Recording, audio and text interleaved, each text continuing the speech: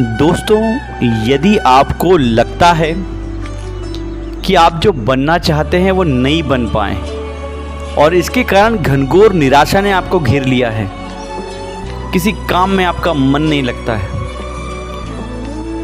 तो ये वीडियो आप ज़रूर सुनें और देखें।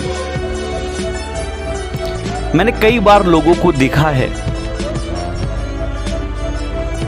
कि किसी लक्ष्य को साधने में जब वो असफल होते हैं या वो जो बनना चाहते हैं नहीं बन पाते हैं, तो ऐसी स्थिति में अपने भाग्य को, अपनी किस्मत को दोष देते हुए प्रयत्न करना बंद कर देते हैं और निराश होकर बैठ जाते हैं और खुद का और उन लोगों का नुकसान करते हैं जो कि उन्हें देखकर खुश होने वाले होते हैं, उन्हें देखकर जी रहे होते हैं, शायद माता पिता या कोई और।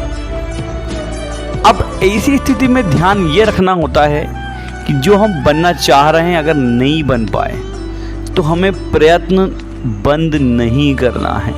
हो सकता है कि हमारी किस्मत जिसको हम कोस रहे हों उसने उसके ताले में कुछ ऐसा खजाना छुपा रखा हो जो कि हमारी सोच से कहीं बढ़कर है, लेकिन उसकी चाबी कठिन प्रयास से ही खुलने वाली है या कठिन प्रयास ही उसकी चाबी है। दुनिया में ऐसे सैकड़ों एग्जाम्पल्स हैं, उदाहरण हैं, जिसमें हमने देखा है कि व्यक्ति जो बनना चाह रहा था नहीं बन पाया, लेकिन उसने अपनी किस्मत को कोसने के बजाय अपने कर्म से किस्मत के ताले को खोला और जो वो बनना चाहता था उससे कई अच्छी पोजीशन हासिल की।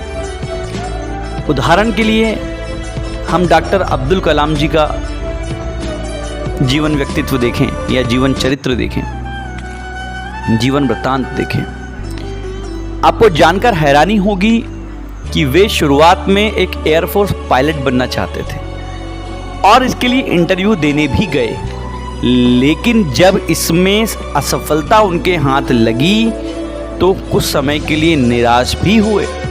लेकिन उस समय किसी व्यक्ति ने उन्हें कहा, समझाया कि शायद आप इससे कई ऊंचे पद को या पोजीशन को डिज़र्व करते हैं जो कि आपके कठिन प्रयास से, मेहनत से आपको मिलने वाली हो। उन्हें ये बात समझ में आई और उन्हें और ज़्यादा मेहनत के साथ प्रयास जारी रखे। उसके बाद जो हुआ वो इतिहास है। न केवल एक सफलतम वैज्ञानिक के रूप में पूरी दुनिया में उन्होंने भारत का नाम रोशन किया, बल्कि एयरफोर्स ही क्या, तीनों सेनाओं के प्रधान, देश के महामहिम राष्ट्रपति के रूप में कार्य करके भी देश का मान बढ़ाया।